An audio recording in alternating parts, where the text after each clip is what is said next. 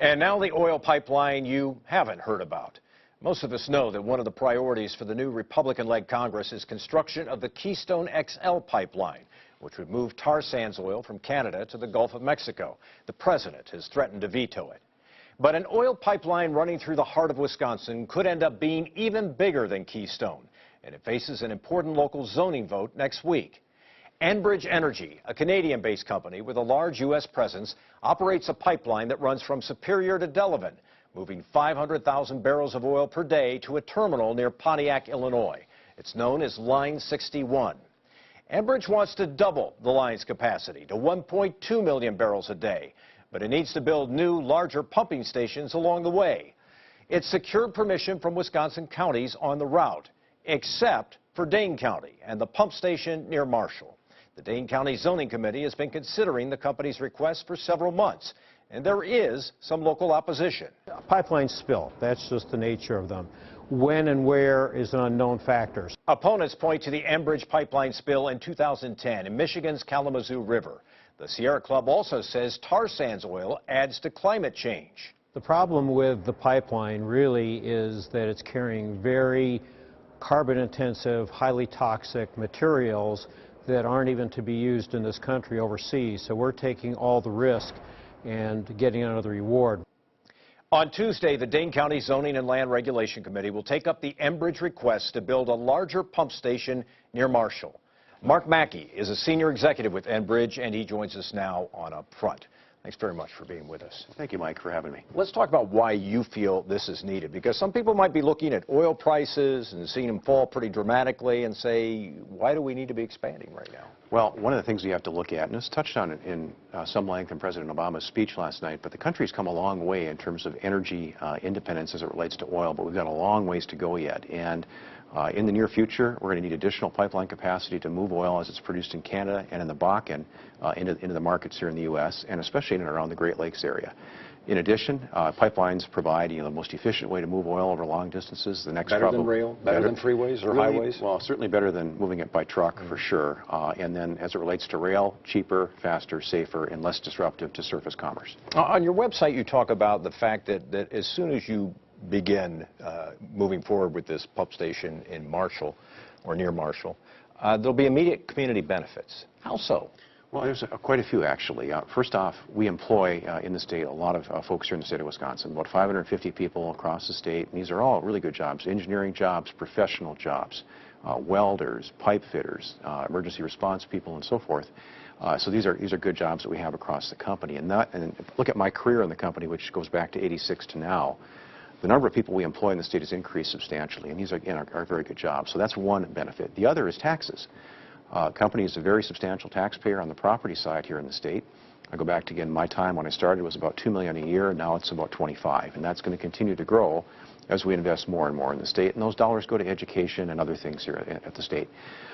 In addition, the benefits really to local contractors. We are heavily reliant on contractors based here in Wisconsin, places like Fond du Lac, Neenah, and others, and usually the workforce that we're using is union-based labor.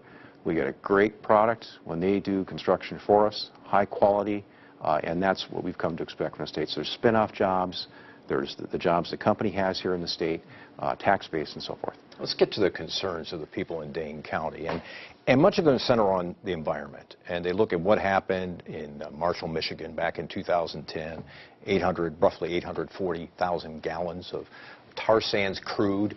It goes into the Kalamazoo River. $1.2 billion to clean it up. People are concerned that this is a environmental nightmare waiting to happen. What do you say to those folks? Well, there's a few things I would say. Marshall was really an eye-opener for the company, a very humbling experience for everybody who's worked for the company as long as many of the folks around have.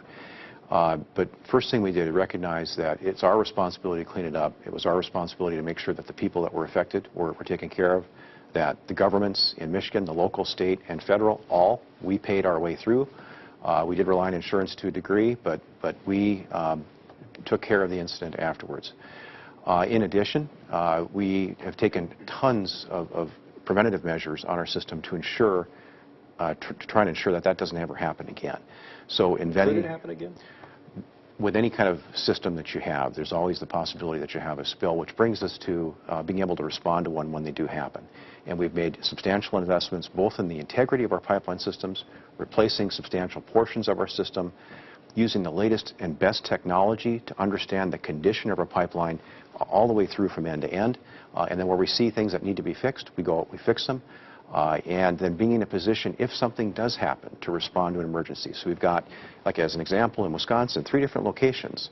We've got pipeline maintenance facilities, pipeline maintenance crews that dispatch in the event that there is any kind of incident, and that's also supplemented by local contractors. So you've got this built-in emergency response capability that you really don't see often in the pipeline business.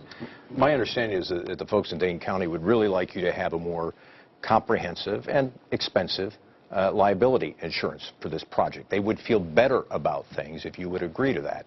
Is that something your company is willing to consider? We have in place today $700 million or so of environmental insurance coverage, $700 million, and that is very, very substantial. In our business, that's on the higher end of what you're going to see. In addition, as noted with the Marshall incident that you mentioned a little while ago, the company paid its way through that entire incident.